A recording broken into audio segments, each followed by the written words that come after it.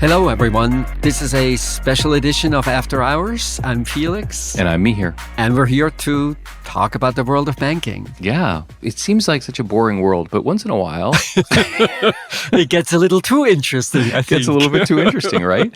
So Yes. I've been dying to talk to you a little bit about two things. Really first, the US version of this, which is Silicon Valley Bank and everything else that's going on there. Signature, yes. And then Credit Suisse, of course, Felix. Yeah. I happen to be in Switzerland this week. That helps explain everything, Felix. Yes, of course. I brokered everything in the background. Exactly. I cannot begin to tell you how important this is. Yeah. I think this is a little bit reminiscent of the time when Swiss Airlines went bankrupt, or basically couldn't fly, which also, I think, shocked the country in a way. It was almost unthinkable. Yeah. And then the Swiss generally are proud of their banking system. It's incredibly important for the economy, and particular in a world where so many small and medium-sized businesses are bank financed. The public markets aren't actually that big. And so then to have one of the two big banks just go away is incredible, really incredible. And then the question, of course, is there more to come? So we got to figure all this out, Felix. Yeah, let's do it. Great.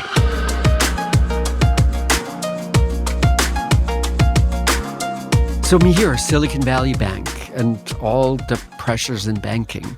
How do you think about what's happening right now? Yeah, it's completely fascinating. So I think it's worth thinking about what makes them special and what makes them very common, like all other banks. Yes. So let's just ground ourselves in what banks do. So banks on the liability side raise money from deposits, which they pay relatively little interest on.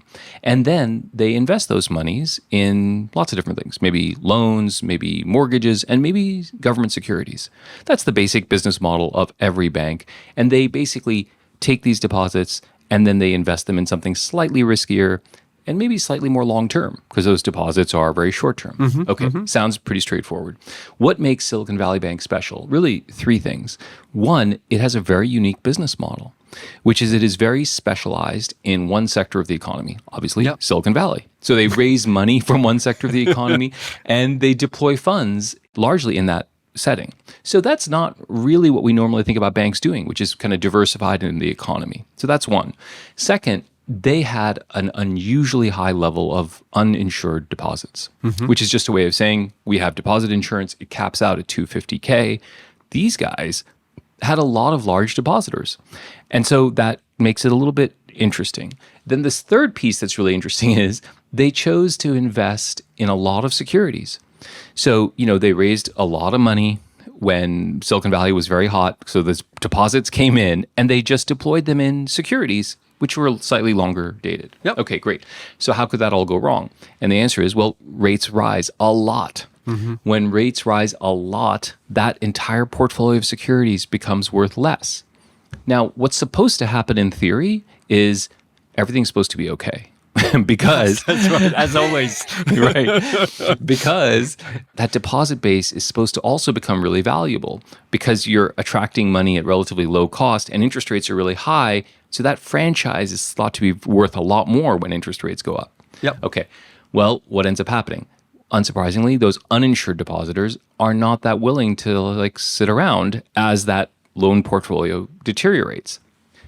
And then, of course, you add in social media dynamics and the whole thing comes undone. Yeah. So it's really an artifact of those really three things: a very concentrated business model, very high uninsured deposits, and then lots of securities.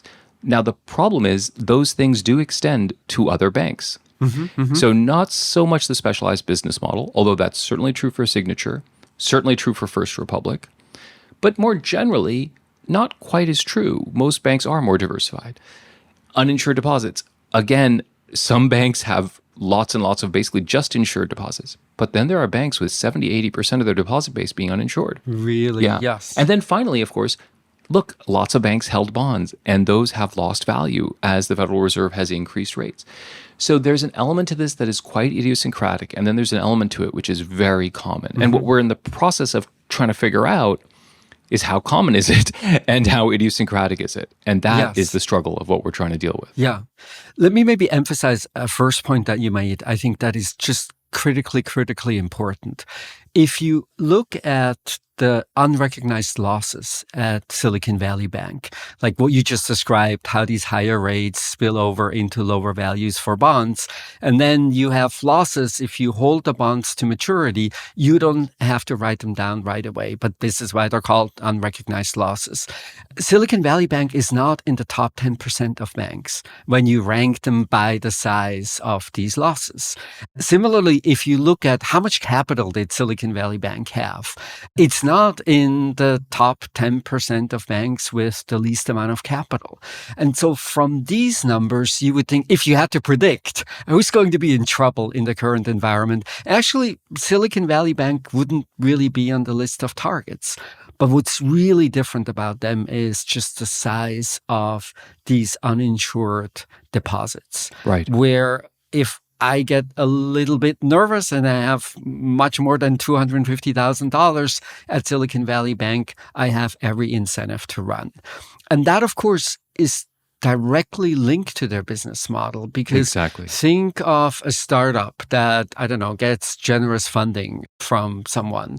Well, what are they going to do with those funds? They have to park them somewhere. And in fact, they were encouraged to park them at Silicon Valley Bank by those venture capital funds. Yes. So the bank played an unusual role where it's the very business model that they had that then led to all of these uninsured deposits, which made it a prime target for a bank run. Right. And now the question becomes, well, there aren't that many banks with specialized business models. Of course, First Republic is a classic example of them. In some ways, Signature was too. You know, Signature was the bank to New York landlords, was the bank to Broadway, was the very specialized kind of a bank. Yes. And then it diversified into crypto, right? Indeed. And then they had some crypto. Was exactly. supposed to make the bank safer because you didn't want that much exposure to the real estate market. And that diversification move didn't actually pan out the way they had hoped it would. Right. And then the concern becomes basically that, well, other banks that are not as specialized and not as prone perhaps to some of those problems, Felix, then the dynamic of contagion takes place, right? And then we're in a different world, right? Where we say to ourselves, okay, well, these other banks may not have the same problems as Silicon Valley or First Republic, but we become indiscriminate in our fear. And when fear becomes indiscriminate, then we start to wonder that it's going to go throughout the economy. So what the Federal Reserve and the Treasury Department effectively did, although they're trying to claw it back, is to, in some ways, uncap deposit insurance, right? Mm-hmm. So they effectively kind of uncap deposit insurance at these banks. Basically, they said all those depositors are whole. Now, on the one hand, you might say to yourself, okay, that's good. That'll calm things down. On the other hand, you might say to yourself, well, wait a second. Why are we uncapping deposit insurance? And if we uncap deposit insurance in the whole system, like what does that mean to uncap deposit insurance? That's a massive new set of guarantees in effect. Yeah. And you know what's strange about the deposit insurance is the way we do it, it's capped at a specific bank. Right. So in fact, if you spread lots and lots of cash in chunks of 250,000 across dozens and dozens of banks, you effectively have uncapped insurance today. It's just a total headache to do it. And if people think it's not risky, no one will essentially do it. And I guess the rationale why it was built this way in the 1930s was that the exposure of the federal deposit insurance was meant to be less because it's unlikely that dozens and dozens of banks fail at the same time. But in a world that we have now, I think two things have changed. One is maybe the 2008, 2009 big banking problems made us a little more skittish to begin with. So we're more nervous about banking than we used to be. Right. And then the rise of digital banking, of course, makes it now so much easier to move deposits around. In that world, I think the old rationale for capping how much deposits are insured at an individual institution, but keeping the system as a whole uncapped, doesn't really make all that much sense because you will always have contagion. And the moment you have contagion, the way you stop it is exactly what they tried to do, to say, oh, actually at this particular bank now, maybe it's uncapped for who knows how long, maybe a couple of years probably. Right. I think the issue that we run into then, if we do uncap deposit insurance, and by the way, in systematically important banks, this is a classification that is being used the top 30 banks in the world are considered systematically important. And in the US, in effect, we've kind of said deposits there are insured to an uncapped amount. But just to be clear, what comes along with that is a lot of regulation. Because when you uncap deposit insurance, as we've done for the systematically important banks, then you got to watch what they do really, really carefully. Because once you have uncapped deposit insurance, bankers can do a lot of different things. So you have to match it with lots of regulation. So it can be a good equilibrium, but just we have to realize that it's going to come with a lot more regulation for regional banks and smaller banks, which have until now not had that. The second piece of it is just to really think through today, what is going to next happen? So one answer is, Felix, how do we arrest this? Well, we uncap deposit insurance. And then if we decide not to do that, and in fact, Secretary Yellen has kind of said we don't really want to do that, then you have to worry about depositors. So what's a depositor to do? Well, they can do one of three things, really. One, Felix, is split up all their deposits, like you said. That's right. Total headache. Right, total headache. Although there's a fantastic story about an NBA star who basically does this, who has decided to do this in advance. Number two, you say, well, why would I bank with my regional bank or my dinky little bank? Everything goes to JP Morgan. Why? Because then I'm getting uncapped deposit insurance. Yes. And third, you say, wait a second, I want out of the banking system. I want to go to the money market system and mutual funds because then I get that liquidity and I'm investing in US Treasury securities. Why am I dealing with a black box of a bank? So if deposits start to flow out of small regional banks into top tier banks, into money market funds, now we have a whole new set of problems because then that deposit run starts at all these other little regional banks. And then it spreads and then they have to realize losses and then so on and so forth. That's exactly right. And we have first academic simulations that look at how big this problem is. So one common assumption is that you think about half of uninsured depositors will run. If that's true, we have about 200 banks in serious trouble.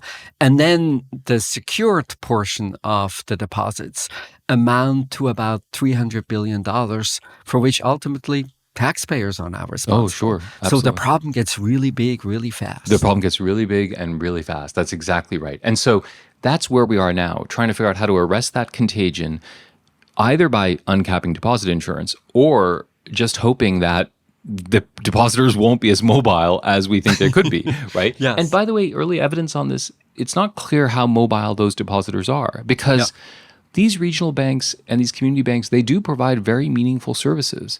So they aren't quite as transactional and mobile as you might think. These depositors can be businesses, local businesses, and they have a lot of needs from their local bank, which, by the way, they ain't going to get from JP Morgan. Like, it's not going to work that way. So now they could do the money market thing, but they don't really have that many choices, and they believe in their local banks. So there is the possibility for this to get arrested. Having said all that, I think the key thing to think about more long term, so we have contagion dynamics that we just discussed. The longer term issues are these kinds of banking crises, they end up resulting in higher costs of capital and higher costs of credit as the banking system kind of retrenches. So the larger kind of economic question, aside from contagion dynamics, is how does this play out over time? And does it result in significant kind of contractionary effects, which is effectively what most banking crises do. They have contractionary effects, which, here's the really weird part, might be a somewhat of a silver lining in the context of a fight against inflation. So maybe this contractionary element actually helps us in the kind of current fight against inflation. So that's the final dynamic here that is actually, I think, kind of weird and interesting. Yeah. And in some sense, that might even be okay longer term.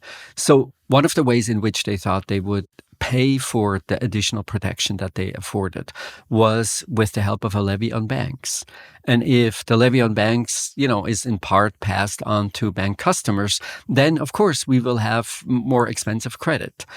But if that's the true risk of banking, actually, credit might be too cheap in some sense right now because it doesn't reflect the fact that every now and then the Federal Reserve and ultimately the taxpayer just have to step in because it's not that stable a system. And as a result, there's hidden costs that we don't account for if we don't plan for future bank runs of the sort that we've experienced in the last couple of weeks. That's right. Although I think one thing is for sure, banking as an industry and as a system is going to be considerably less profitable than it was because of these kinds of stories. So I think you're absolutely right. It might be socially optimal to actually perhaps have all these regulations in place because of the nature of these losses.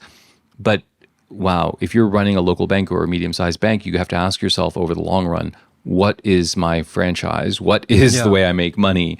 And what does it look like going forward for the next 10 years? Because there's going to be lots of new regulations.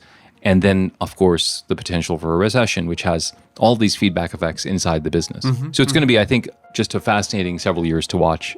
And it's, of course, important to realize that, we talked about this in some ways in a pretty antiseptic way, but there are lots of jobs on the line. There's a lot of people who are deeply invested in these institutions.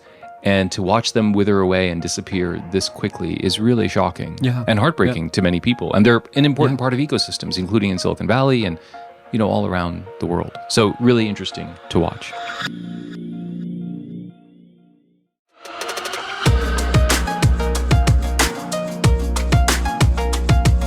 Okay, Felix, our man in Zurich, is reporting live on the ground.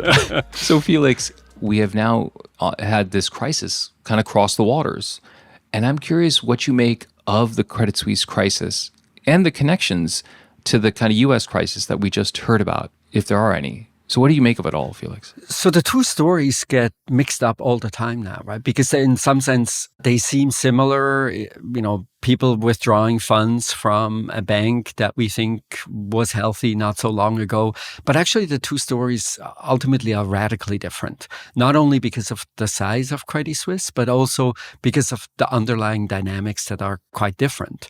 You might remember following the 2007-2008 crisis, UBS had to be bailed out by the Swiss government. Right. They were in deep trouble because they had invested significantly in mortgage-backed securities, which turned out not to be a great investment. And at that point, interestingly enough, Credit Suisse was seen as the healthier bank, the healthier player. Over the next, I want to say, roughly 10 years or so, the performance of the bank just declined continuously. Yeah. You see it in share prices, you see it in profitability, and some of it has to do with the exposure of the bank to the riskiest parts of financial services. So investment banking in particular, which tends to be highly cyclical, sometimes risky, and then their prime brokerage business, which had all kinds of troubles. Now, I should maybe say, in all fairness, there's nothing wrong with picking a relatively risky part of the financial services business, but you absolutely want to pair it with world-class operational control systems. Right. And I think in some sense, this is the thing that didn't really work with Credit Suisse. People now scold them for having, played in a risky part of the business. But I think that's actually okay if it comes along with really fabulous controls. But that's the combination that they didn't really do. And so they didn't pull back from investment banking and brokerage quick enough. UBS, by contrast, has been doing really, really well. It's turned a fairly risky bank into a pretty dull business, where dull, I think, is exactly a word that you like in the context of banking. So they have really focused on wealth management for essentially the richest clients. And that's been a growing business, a stable business, a highly profitable business. So UBS is now doing really, really well, while Credit Suisse had these spectacular failures. You might remember Greensill Capital or Archegos, where just the risk controls at Credit Suisse did not work. They, in fact, almost reimbursed Archegos for taking the kinds of risks that they took. Right. When in fact, everyone else knew that this is a story that might easily blow up. And so what's happened since? Essentially, the government forced UBS to acquire Credit Suisse at what many people would say is a price that is in all likelihood far below the market value of the bank. Just to give you a sense, the book value before the forced acquisition was about $45 billion. The market value of Credit Suisse had declined to about $8 billion. And UBS paid $3 billion and some change for the bank. Right. So, Felix, I'm fascinated by many pieces of this story. And I do think there is a slight commonality with Silicon Valley Bank, which is, I think in many ways, both of these banks were not managed well. So we tend to look for commonalities in terms of credit risk exposure or some liquidity strategy or something like that. I confess the commonality to me is poor management. We have two banks here who are really poorly managed. And, specifically, Felix, as you pointed out in the Credit Suisse case, the risk is not depositors running, although they started to near the end. They started to, yes. But it's really this kind of role in larger financial markets where they pose counterparty risk. So Credit Suisse is an important quote-unquote counterparty, which is just a way of saying large financial institutions engage in trades with each other to offset risks. And Credit Suisse no longer was a reliable counterparty. So that, I think, also is a different form of a crisis, which is it's a counterparty risk crisis for these systematically important banks, because Credit Suisse was one of those top 30 systematically important banks. I guess the question I want to nail down with you, Felix, is there is a story of really bad management here. And I'm curious if you buy it or not, because it was what you said about Greensill and Archegos, but then, of course, last year it came out that there was serious financial reporting issues that were kind of underspecified. And there's a sense in which the train really came off the rails with Credit Suisse, not just controls, but like basic management kinds of stories. Do you think that's getting overplayed, or do you think that's roughly right? I think it's definitely true that these issues existed. There is a long series of efforts to bring in new personnel. You remember the frequent turnover of CEOs. Right. Sometimes, a little bit of bad luck when they lost more senior people. And there's maybe an aspect to the story that we don't often think about is if you shrink the investment banking business, if that doesn't seem to be, the most promising part of the business. Right. In part, what happens is that the most successful people will leave. And I think in part, what you see is like you ask, how can it be so difficult to institute better management controls? Right. And I think in part what's working against you is that the people that you have in these roles, they tend to be more junior now. Because that's interesting. The best people in the industry, they look around and say, well, it doesn't look like investment banking is really a key part of Credit Suisse's future. And as a result, do I really want to be here? And I think it's sort of this combination of definitely not great management with, I think, bankers who were less experienced than you would ideally like, that first and foremost, I think, slowed down the transition. It was pretty clear where CS wanted to go over time, and I think that was reasonable decisions in place, but it didn't happen at the pace at which you needed it to happen. And then that combined with the withdrawals of funds that accelerated in the last quarter of 2022, and now massive outflows, $10 billion or so each day, that ultimately undid a longer-term strategy that they were slow to implement, but roughly seemed to the right direction for the bank longer term. I think this makes a lot more sense to me in a way, which is there is a kind of very slow motion train wreck aspect to Credit Suisse. Yes. This has been going on for, like, as you said, 10 years. For a long time, yes. But I think you're absolutely right to highlight the talent piece of this puzzle, because once the talent deteriorates, and I'm sure there are many good people still left at Credit Suisse, but if talent deteriorates as people leave, then things just really can go off the rails. Because it's worthwhile emphasizing these are really complex institutions to run well. And so, it's easy to kind of caricature them as bad managers, but you need highly skilled people to run these places. And so if they leave, that creates problems. And then the other aspect is that IT wasn't always at the forefront. Right. And then, of course, that makes it even more important that you have the best people in the business. Right. Because there's stories about delayed information and that you didn't really have the kind of decision tools that you needed to have. So then experience is everything. Yeah, exactly. And this combination of IT and an outflow of talent, I think, was really difficult for the bank. The two other pieces of this story that I find fascinating are, first, we had the Saudi National Bank come in and provide a large amount of equity capital late in 2022. And then, of course, their statement last week that they would not be willing to do that again is really in part what triggered this. So there's an aspect to this crisis which I think is fascinating about sovereign wealth funds, Gulf states, who have historically underwritten some of these crises, including in '08. They recapitalized lots of banks.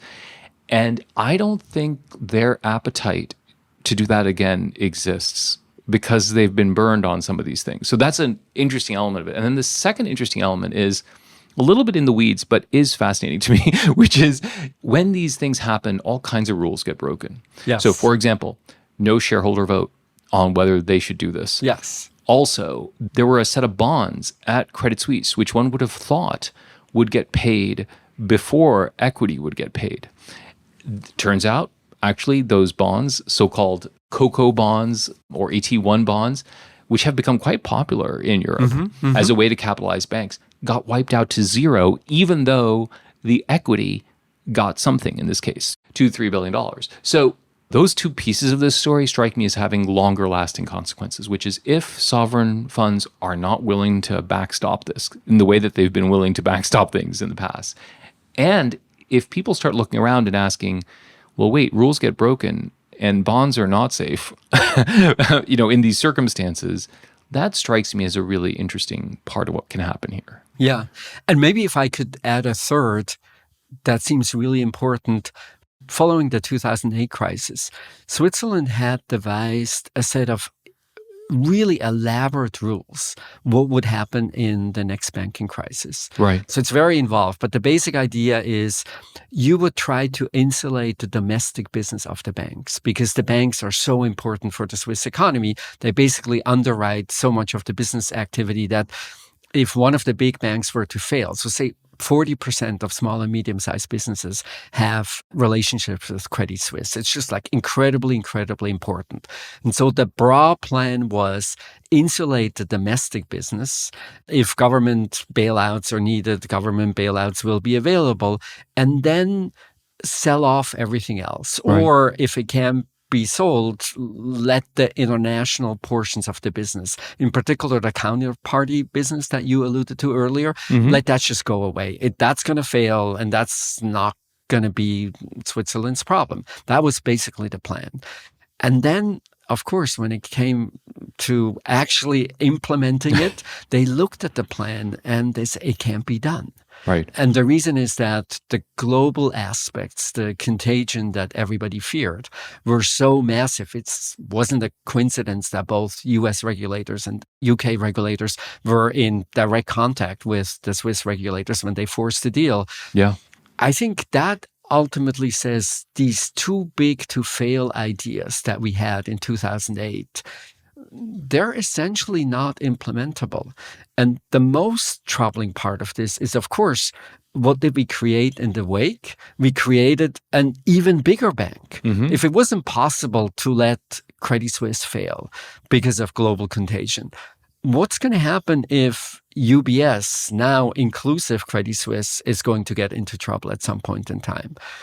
And I think one of the things I'm curious about, how you think about it, is whether there's something about the size of banks that ultimately this crisis and previous crises have just proven that they become unmanageable. They become a public liability in one way or another.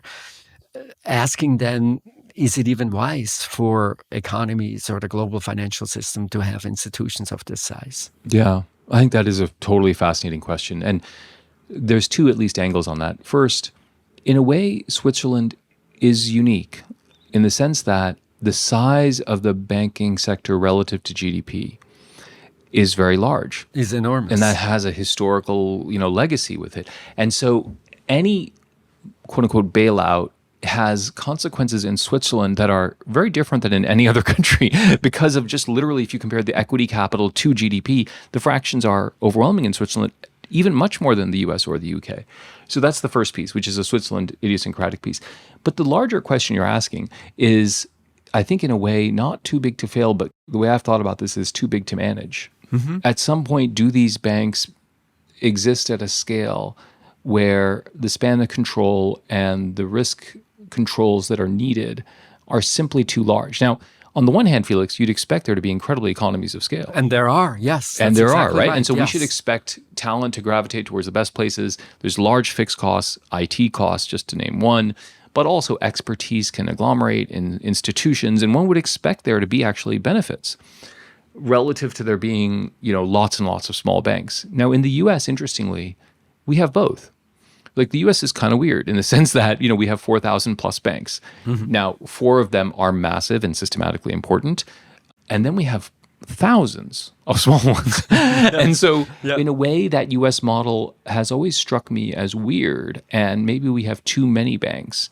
But increasingly, I'm coming to appreciate it as a really valuable part of the US system. Mm-hmm. Mm-hmm. Your question is whether those large banks should exist at all, I think, is your question. Yeah. I mean, my instincts are actually those economies of scale will dominate, and the need to have expertise and capital in large places is an important part of the kind of landscape. Having said that, that has to come in line with really tight regulations. Yeah. The part that you can't have is you can't have large institutions and not have tight regulations. Yeah. And so that's what we have to assess kind of over the longer run. 2 things are really interesting here. One is the kinds of regulations that fix the amount of capital that banks need to have. Right. You look at the Credit Suisse case, this is not an issue of not enough capital, right? In fact, when you look at capital adequacy ratios, Credit Suisse is way up there, much better than Deutsche Bank, for instance. Mm-hmm. So to the extent that we have to think about regulation, focusing so much on how much capital do they have at stake, unless we want to make credit much, much more expensive, and then, of course, risk would come down. Yeah. That's a really, really hard thing to do.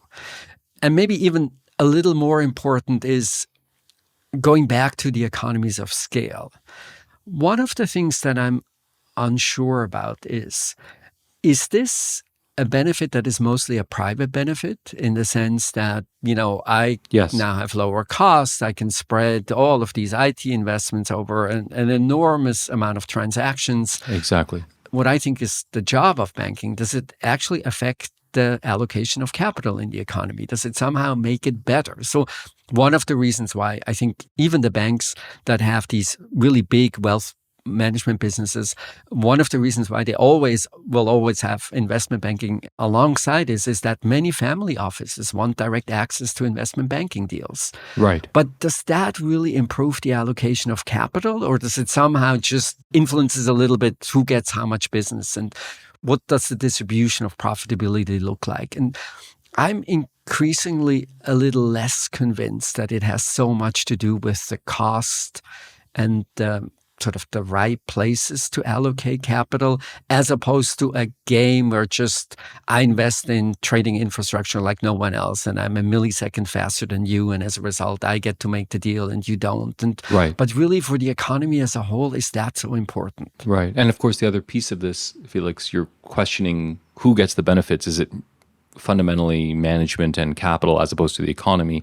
But also, if we're always socializing losses, then it's not just the privacy of the gains, right? It's the socialization of the losses that goes along with that. And that combination, we thought after '08 we were away from. And I think the specter of that returning is really troubling to people. Yep. In a world where those kinds of institutions have lost so much credibility, to go down another notch is a really problematic thing. Yeah. Felix, I wonder if we can end with just talking a little bit about Switzerland, because you're there and you referenced this in your opening comments.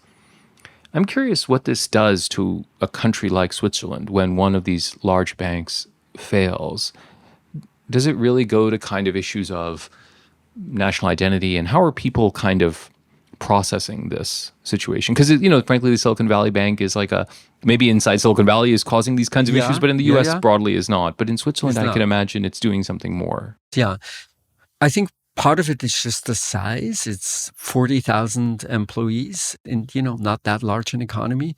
And so I think that will be felt really very directly.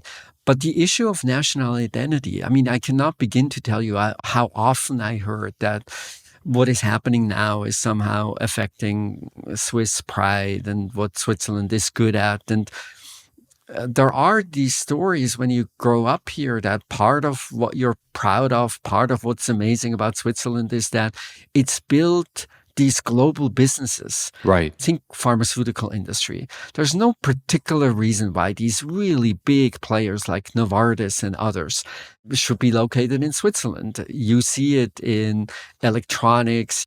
I think part of the national narrative is that the Swiss are good at running these kinds of things.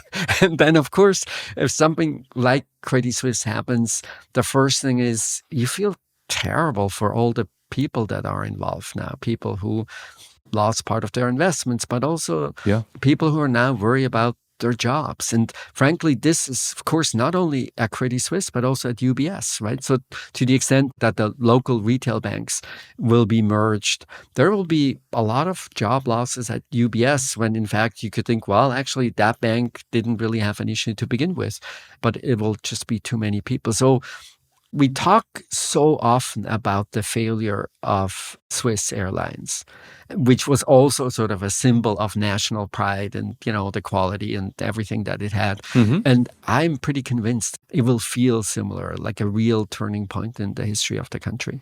Well, Felix, let's hoping that this is our last special episode on banks. On banking crises, yes. Can we agree on that? So this is it for today. Thank you for listening. This was a special episode of After Hours, a TED Audio Collective podcast.